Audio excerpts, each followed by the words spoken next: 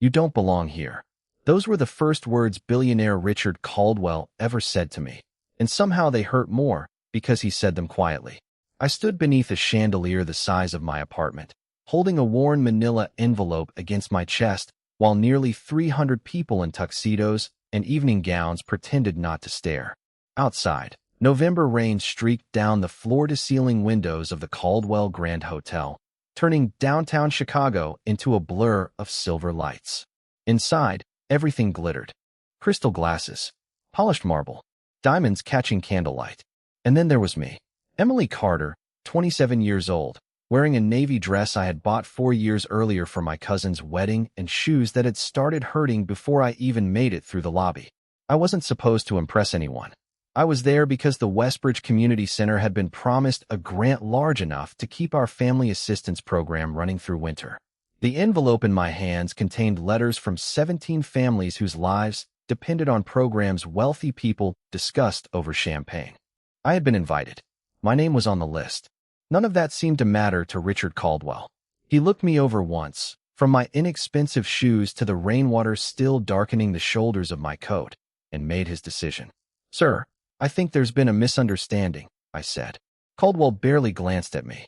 He was in his late 40s, silver at the temples, perfectly tailored, surrounded by people who laughed half a second too quickly whenever he made a joke. "This is a private event." "I know. I'm representing Westbridge Community Center." Something flickered across his face. Not recognition. Annoyance. Security. The word landed softly. That was the strange thing about powerful people. They rarely needed to raise their voices. 2 security guards approached from beside the ballroom doors. Conversations around us became quieter without actually stopping. People were watching now. A woman holding a champagne flute looked away the moment our eyes met. A man near the auction tables suddenly became fascinated by his phone. I felt heat crawl up my neck. "Mr. Caldwell, my invitation is inside my purse. If you give me 10 seconds, I think we've spent enough time on this." He turned away before I could finish. Like I had already disappeared. One of the guards gestured politely toward the exit. "Ma'am," I could have argued. I could have opened my purse, found the invitation, and proved I belonged there. But something inside me went still. My mother used to say dignity was the one thing nobody could take unless you handed it over yourself. So I straightened my shoulders. "You know what?" Caldwell paused. I held out the envelope. "I came here because your foundation promised help to people who actually need it." His expression hardened. "This is neither the time nor the place." "No, I think this is exactly the place." The room seemed quieter now. My heartbeat sounded impossibly loud. "You could have asked my name first." For the first time, Caldwell really looked at me. I saw irritation there. Maybe embarrassment. But no apology. The guard stepped closer, still professional, still careful. "Ma'am, please." I nodded. "Fine." I lowered the envelope. "Keep your money, Mr. Caldwell. The people I came here for deserve better." Then something changed behind him. Not a sound exactly. More like the absence of one. Conversations faded. A laugh died halfway across the ballroom. Caldwell's face lost its color as his eyes shifted past my shoulder. I turned. At the far end of the room, a tall man in a black suit had just set his whiskey glass on the bar.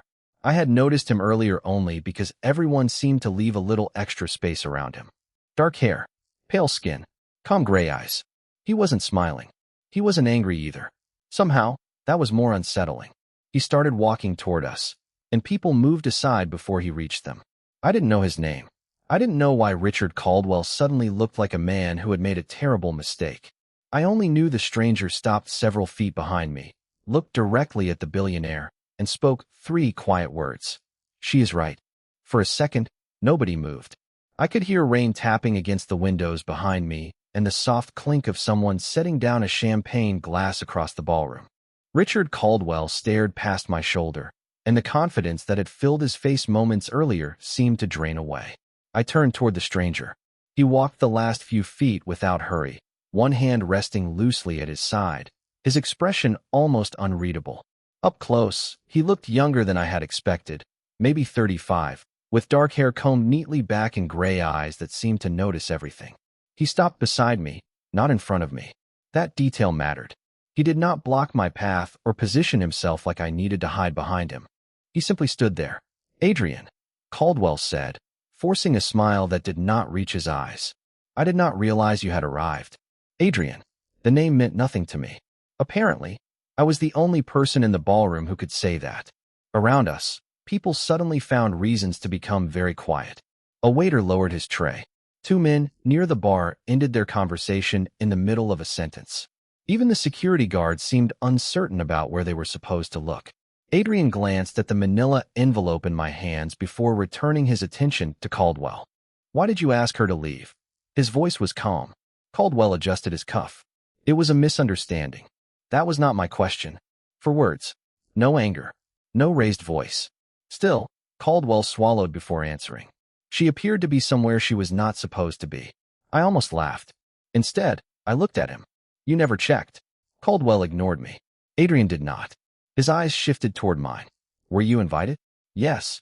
Can you prove it? I reached into my purse and pulled out the cream-colored invitation I had been trying to show Caldwell 5 minutes earlier. Adrian barely looked at it. Caldwell looked long enough for his jaw to tighten. There, I said. Mystery solved. A few people nearby lowered their eyes, suddenly fascinated by the marble floor. Adrian turned back to Caldwell. Then apologize. Caldwell blinked. Excuse me. You heard me. Something about the room changed again. I finally understood that Adrian was not merely wealthy. Caldwell was a billionaire hosting a gala inside a hotel carrying his own family name. Yet somehow, he was the nervous one. Adrian, surely we can discuss this privately. You embarrassed her publicly. Adrian paused. Why should your apology be private?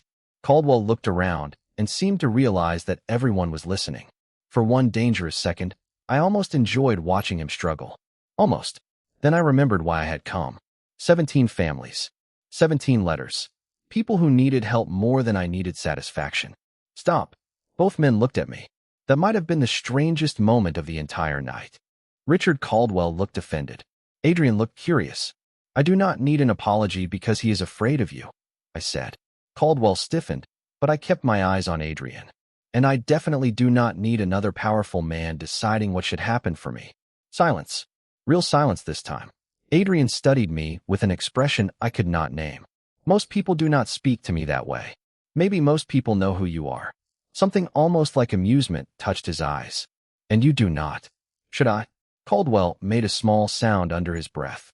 Adrian ignored him. Adrian Moretti. He offered his hand. I looked at it, then at him. Emily Carter. I shook it once and released it. Now that we have established we both have names, perhaps somebody can tell me why everyone in this room looks terrified of yours. Adrian did not answer immediately. Caldwell did. His voice came out barely above a whisper. Miss Carter, you really have no idea who you are talking to. I looked back at Adrian. His expression had gone still again. No, I said, but I have a feeling I am about to find out. I found out who Adrian Moretti was less than 30 seconds later, and nobody actually had to tell me. A woman near the champagne table whispered his last name to her husband. The husband immediately told her to lower her voice. One of Caldwell's board members quietly stepped away from us, suddenly interested in being anywhere else. I watched all of it, then looked back at Adrian. He seemed almost bored by the reaction. You still have not answered my question, I said. Which question? Why everyone is afraid of you. Caldwell stepped forward. Miss Carter, perhaps we should focus on why you came tonight. Convenient. 5 minutes earlier, he had wanted me outside. Now he wanted to change the subject. I held the manila envelope tighter. I thought I did not belong here. His face tightened. I made an error. You made an assumption. Adrian glanced at me, and I caught that faint spark of amusement again. Caldwell noticed it too. Emily, Adrian said, what would make this right? The question surprised me. Nothing you can order someone to do. His expression changed slightly. I did not say order. You did not have to. I gestured toward the room. Look around. Adrian did. Nobody is talking. Nobody is moving. Caldwell looks like he wants the floor to open beneath him. Whatever your reputation is, you walked over here and turned fear into leverage. Caldwell stared at me as though I had lost my mind. Maybe I had. I was criticizing the one man in the room who had defended me. But gratitude was not obedience. My mother had taught me that too. Adrian slipped one hand into his pocket. Most people would accept the advantage. Most people probably did not spend 6 years working at a community center where wealthy donors take photographs with families on Tuesday and forget their names by Wednesday. His eyes stayed on mine. You think I am like them? I do not know you, yet you have already judged me. No, I am judging what you just did. That landed. I could tell because the amusement disappeared. For a moment, I wondered if I had gone too far. Then Adrian nodded once. Fair. Caldwell blinked. I think I did too. Fair. I repeated. You are right. I used my influence. And I expected you to appreciate the result.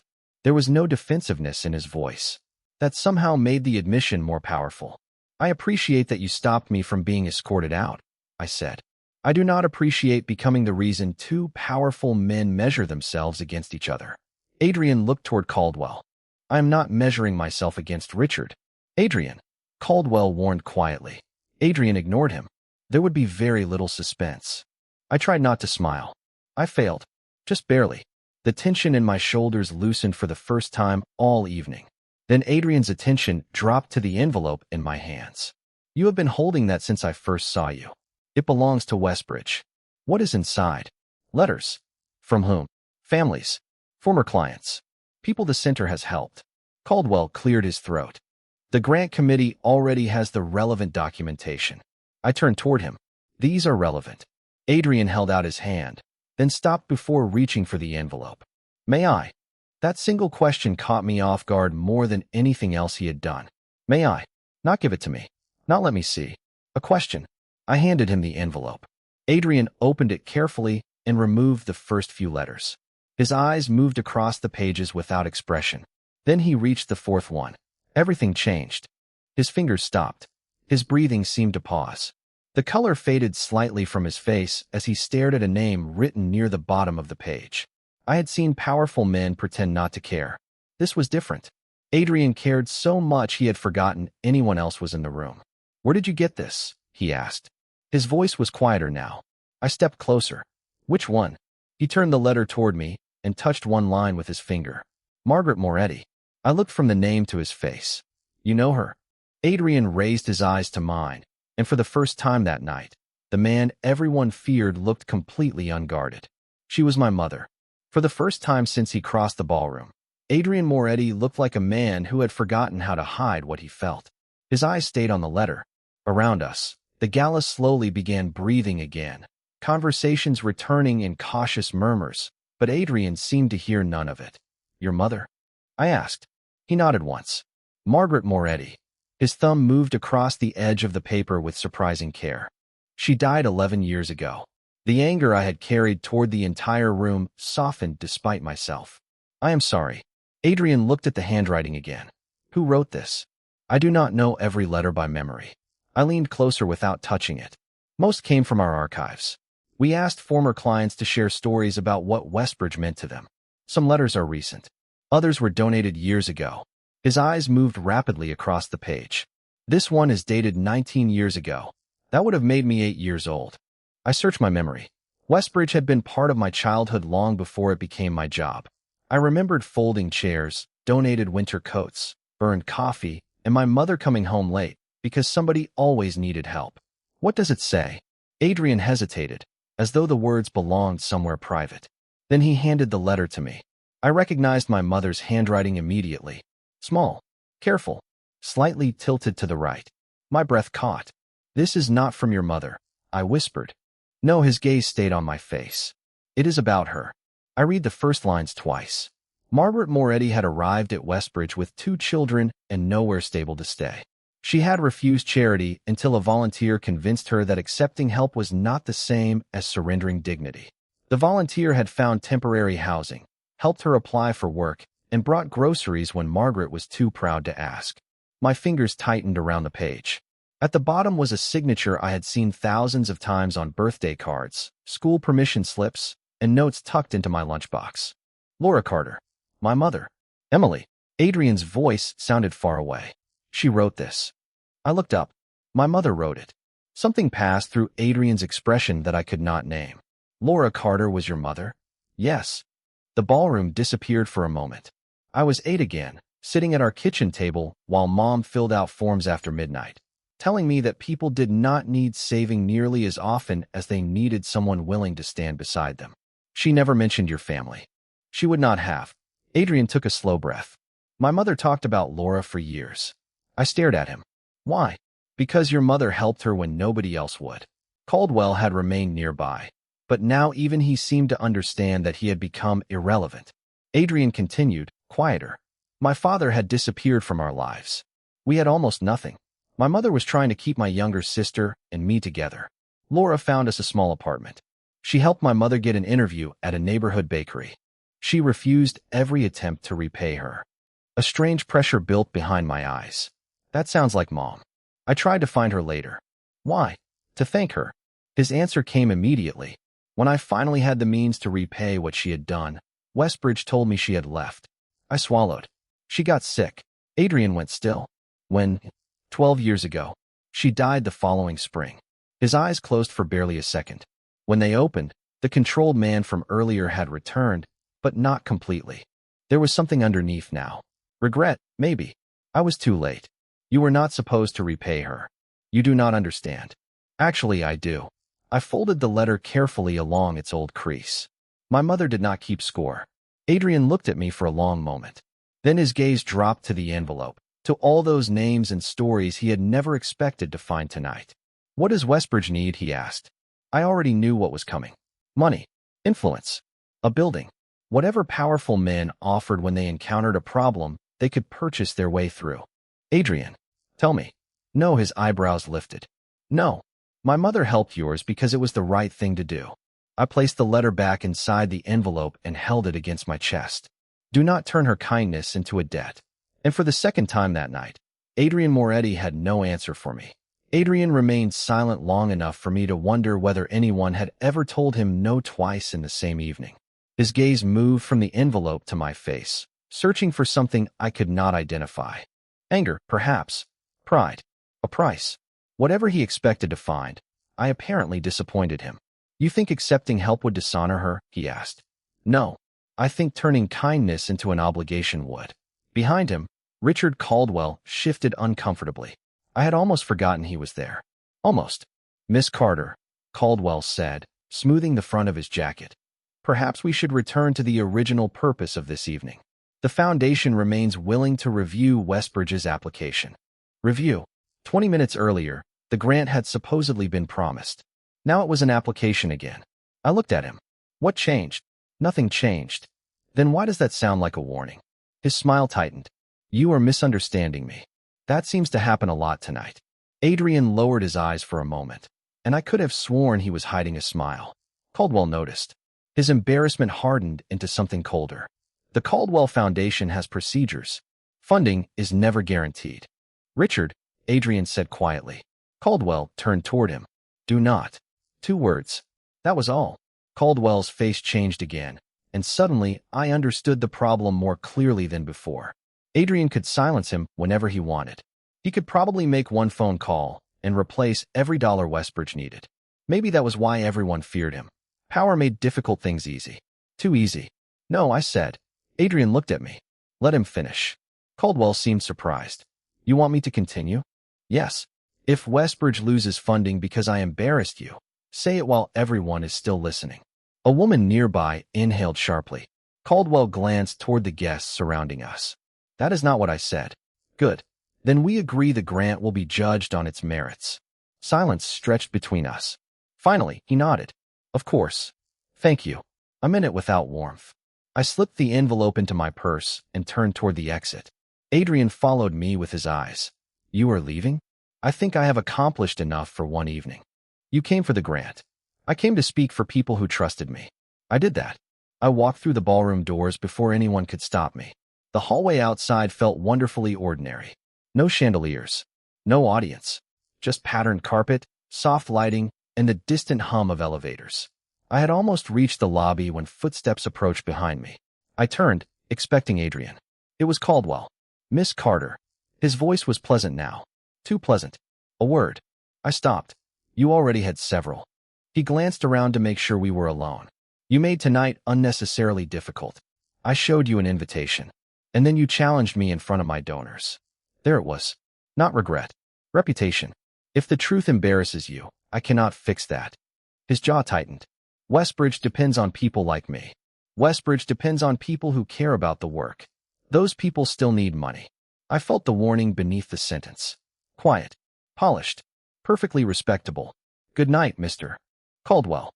I turned away. Enjoy the center while you still have it. My feet stopped. Before I could turn back, another voice came from the far end of the hallway.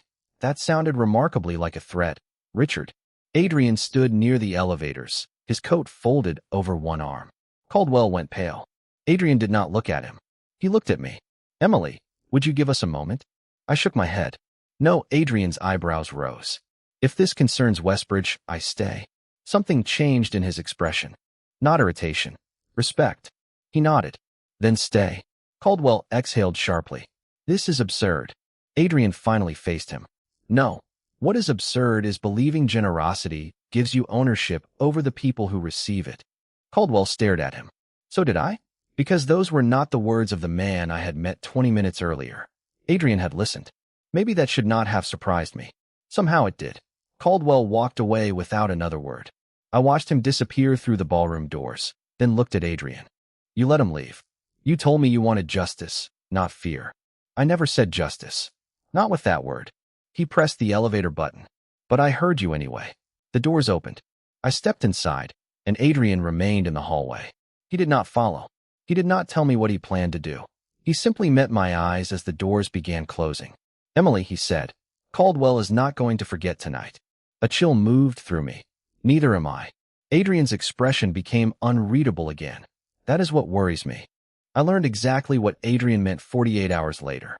Monday morning at Westbridge usually smelled like burnt coffee, printer paper, and the cinnamon oatmeal Mrs. Jenkins made for the after-school program. By 8:15, I had already answered 12 emails, found winter coats for 2 families, and convinced our ancient copier to survive another day. Normal problems. Problems I understood. Then my director, Susan Miller, appeared beside my desk holding a white envelope. Emily, we have a problem. Something in her voice made me stop typing. What happened? She placed the letter in front of me. Our building owner was reconsidering the reduced lease agreement Westbridge had relied on for 7 years. Effective January 1st, our rent would nearly double. That makes no sense, I said. We renewed 6 months ago. Keep reading. I did. The property had recently been transferred to a management company I had never heard of. By 9:30, another email arrived. One of our largest corporate sponsors was delaying its annual contribution pending an internal review. At 10:12, the city office called about an unexpected compliance inspection. By 11, Susan had stopped pretending the timing was coincidence. Caldwell, I whispered. She looked at me. I had told her what happened at the gala, although I had left out the part about Adrian Moretti because I still did not know how to explain him. Susan sat across from me. Can you prove Caldwell is involved? No, that was the problem. Nothing was direct. Nothing was illegal on its face. Every obstacle wore a clean shirt and carried paperwork. My phone rang at 11:17. Unknown number. Emily Carter. You sound tired. I recognized Adrian immediately. How did you get this number? Westbridge has a website. That is disappointingly normal. I have my moments. Despite everything, I almost smiled. Then he asked, what happened? I looked at the letters spread across my desk. Why do you assume something happened? Because Richard made 3 calls before midnight Saturday, and people who owe him favors have been unusually busy since. My stomach tightened. You knew? I suspected. His voice became quieter. Tell me what he did. I told him about the lease, the sponsor, the inspection. Adrian said nothing for several seconds. I can fix this today. There it was. The answer I had expected. How? Does it matter? Yes. Emily. Adrian. Silence. Then he exhaled. I can make Caldwell withdraw every call. By frightening him. By reminding him that actions have consequences. That sounds like frightening him with better vocabulary. Another pause. You are remarkably difficult to help. I am not asking you to rescue me. Your center could lose its building. Then help me protect the center without becoming Caldwell. His voice sharpened slightly. I am nothing like Caldwell. Then prove it. The words left my mouth before I could soften them. I stood and walked toward the window. Outside, children in bright coats hurried along the sidewalk beneath a gray Chicago sky. Do not destroy him because you can, I said. If he broke rules, prove it. If he pressured people, expose it.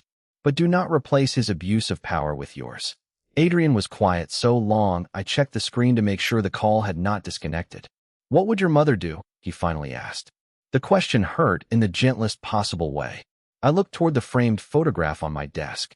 Mom standing outside Westbridge 20 years earlier, holding a cardboard box of donated groceries and smiling like she had all the time in the world.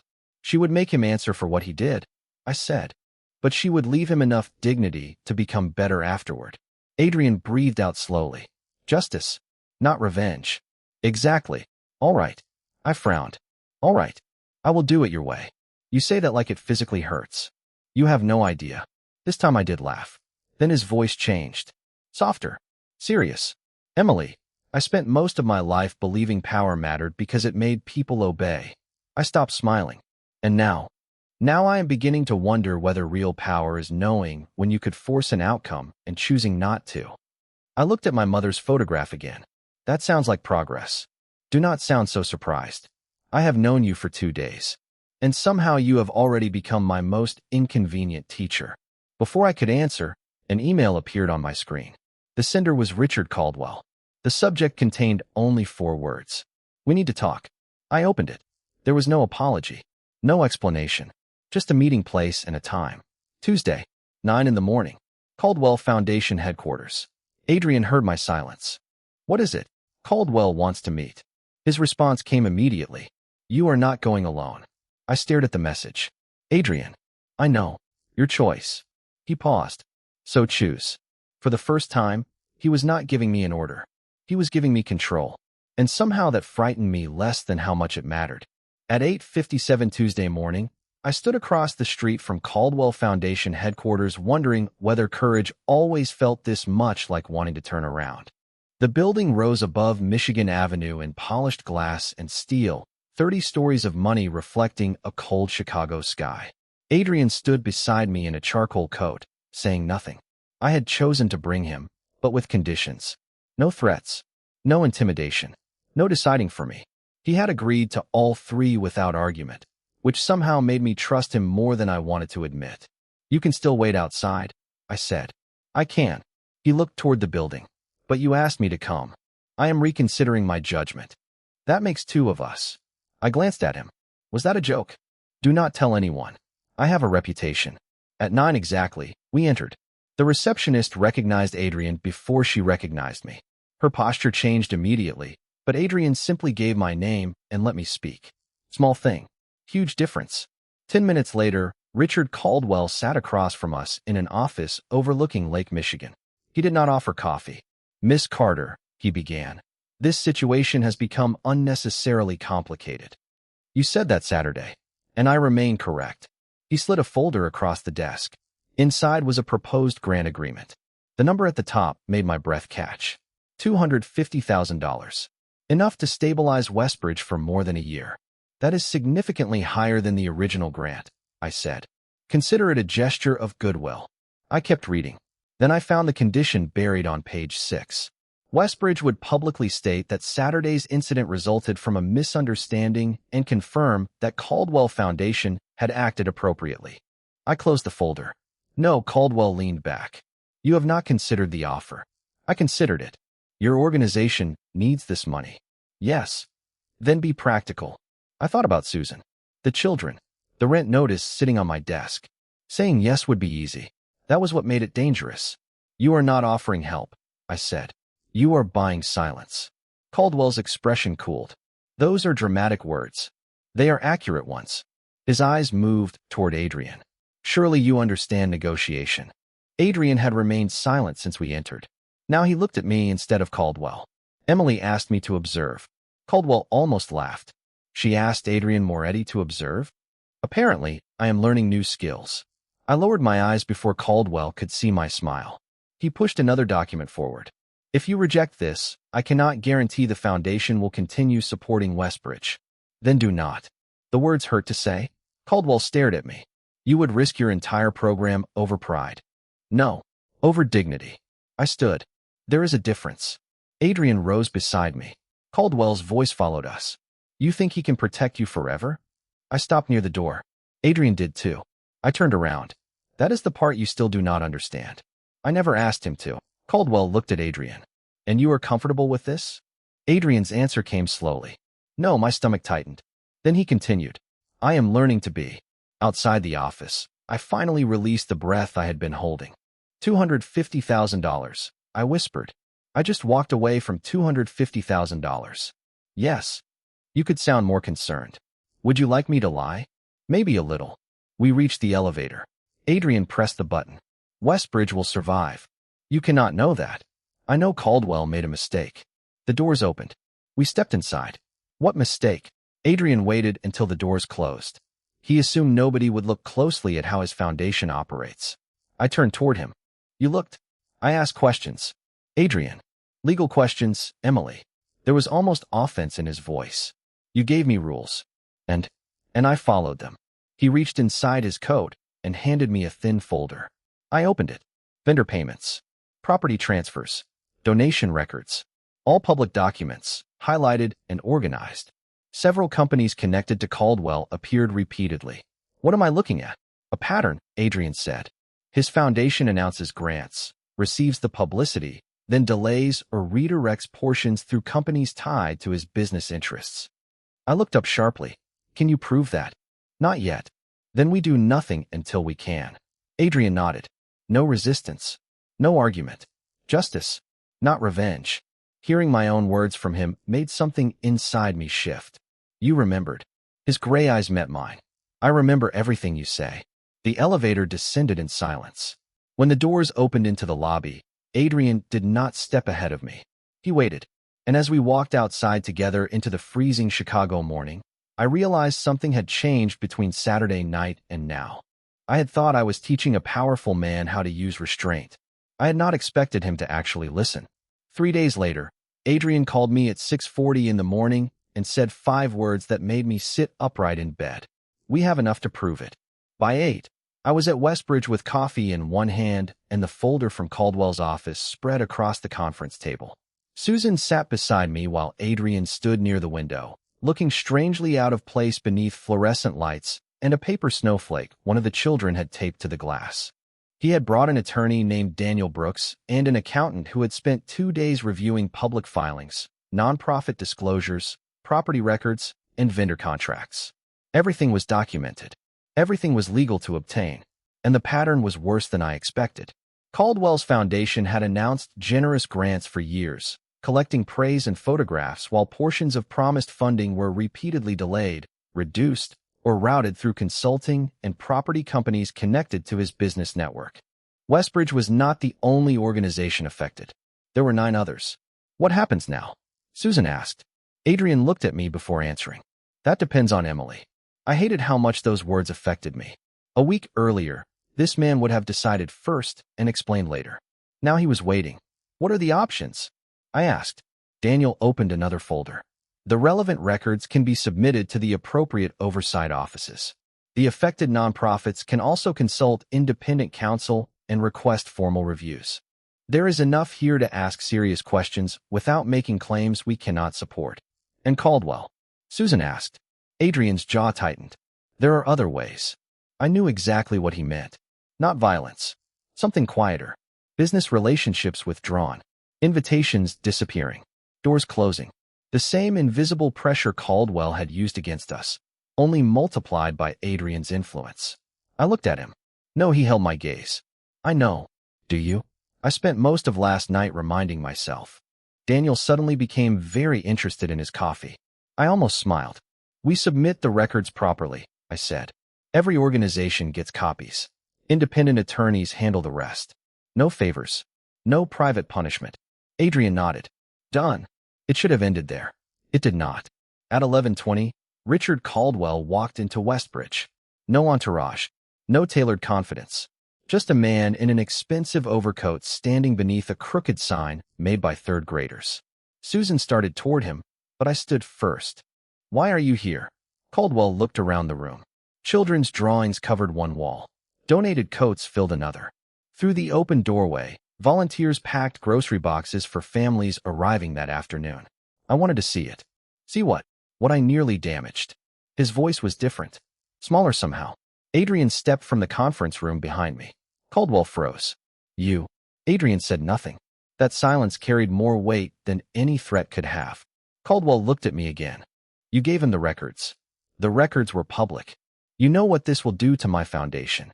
I know what your decisions did to organizations that trusted it. He looked toward Adrian. You could stop this. Adrian's expression remained calm. Yes. Caldwell waited. So did I, but I will not. Caldwell's face hardened. Because she told you not to? Adrian glanced at me. Because she reminded me that consequences are not the same thing as revenge. Something inside my chest went quiet. Caldwell seemed unable to understand that answer. Maybe I would not have understood it a week earlier either. What do you want from me? He asked. Nothing, I said. That is the point. He stared at me. You could demand anything. Then start listening instead. I gestured toward the center around us. Talk to the organizations your foundation promised to help. Restore whatever funding was improperly delayed if the reviews show it should have been paid. Cooperate with the process. Then decide whether your name matters more than the work your name is attached to. Caldwell looked around again. This time, he actually looked. His shoulders lowered. And if I do that, then maybe you become better than the man who threw me out of his ballroom. He left 10 minutes later without promises. Adrian watched through the window as Caldwell crossed the sidewalk. You let him keep his dignity, he said. My mother would have. Even after what he did. Especially then. Adrian turned toward me. You know what I would have done before I met you. I have several guesses. None of them would have made me proud afterward. I studied him beneath those terrible fluorescent lights, beside construction paper snowflakes and boxes of donated cereal, and suddenly he did not look like the man who had silenced a ballroom. He looked like someone standing at the edge of a life he had never considered possible. Then choose something you can be proud of now, I said. Adrian's eyes softened. I think I just did. My phone rang before I could answer. Susan picked up instead. I watched her expression change as she listened. Then she covered the receiver and looked at me with tears gathering in her eyes. Emily, she whispered. The building owner withdrew the rent increase. I stared at Adrian. He shook his head before I could accuse him. Not me. Susan listened another moment. And our corporate sponsor released the full contribution. My breath caught. For once, Adrian Moretti had possessed enough power to control everything, and the most important thing he had done was refuse to use it. 6 months later, I walked into a room I once would have crossed the street to avoid. Another charity gala. Another Chicago hotel glowing beneath chandeliers and surrounded by people wearing clothes worth more than my car. But this time, I was not carrying an invitation like evidence that I deserved to enter. My name was printed on the program. Emily Carter, Director of Community Partnerships, Westbridge Community Center. Susan had been promoted to oversee 3 neighborhood programs, and somehow I had inherited the job of standing behind podiums and asking wealthy people to remember that generosity was supposed to be about people, not photographs. Westbridge was thriving. The compliance review had cleared us completely. Our lease was secure for 5 years. Several sponsors had returned, and 3 new ones had joined after the Caldwell Foundation investigation became public. Richard Caldwell had resigned as chairman while an independent board reviewed the foundation's practices. To my surprise, he had cooperated. More surprisingly, the foundation eventually released every verified grant payment it had delayed. He never called me. I never expected him to. Some apologies arrive as words. Others arrive as changed behavior. I had learned to recognize both. You were staring at the exit. Adrian's voice came from beside me. I smiled without turning. Professional habit. Planning an escape? Always. Should I be offended? You should be impressed that I invited you. Adrian Moretti looked exactly as intimidating as he had the first night I met him. Black suit. Calm gray eyes. A room that unconsciously shifted around his presence. But I knew things those people did not. I knew he drank terrible diner coffee without complaining. I knew he remembered the names of every Westbridge employee after meeting them once. I knew he had quietly started volunteering one Saturday each month. Although his definition of volunteering mostly involved repairing broken furniture and pretending children were not ordering him around. Most importantly, I knew he had never tried to purchase my trust. Not after that first night. You are speaking in 10 minutes, he said. 9. Nervous. Terrified. Nobody can tell.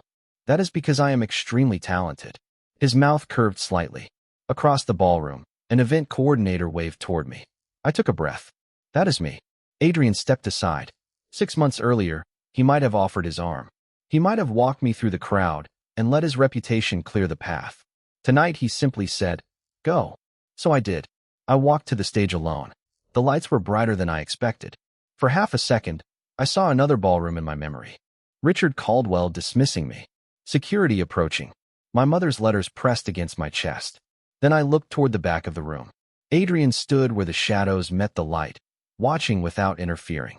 I told the audience about Westbridge, about families who needed childcare to keep their jobs, seniors who needed transportation to medical appointments, children who needed warm coats when Chicago temperatures dropped below freezing. I did not tell them to save anyone. I asked them to stand beside people. My mother's lesson. Still alive. When I finished, the room rose in applause. Adrian did not clap first. He did not need to. He simply looked at me with something quieter than pride and deeper than approval. Later, after the ballroom emptied, we stood beside the windows overlooking the city. Snow had begun falling over Michigan Avenue, soft white flakes disappearing against the glass. "I have something to show you," Adrian said. We drove 12 minutes to Westbridge. The building was dark except for the entrance lights. Above the doors hung a new bronze plaque I had not seen before. Laura Carter Community Hall. I stopped breathing for a second. "Adrian, before you accuse me of anything, the board approved it unanimously. Did you pay for this?" "No," I turned toward him. "Then what did you do?" He looked through the glass doors at the place where our mothers had crossed paths 19 years earlier. I listened. My eyes burned. I laughed softly because crying felt too predictable. "You really have changed. Do not ruin my reputation." We stood there in comfortable silence. Months ago, I had thought power meant being the person nobody could refuse. Adrian had taught me something different by learning it himself. Real power was having the ability to control a room and choosing to make space for someone else. He could still command an entire city with a look. But somewhere between a ballroom, an old letter, and a community center filled with paper snowflakes, he learned that fear could make people obey, while respect gave them a reason to stay.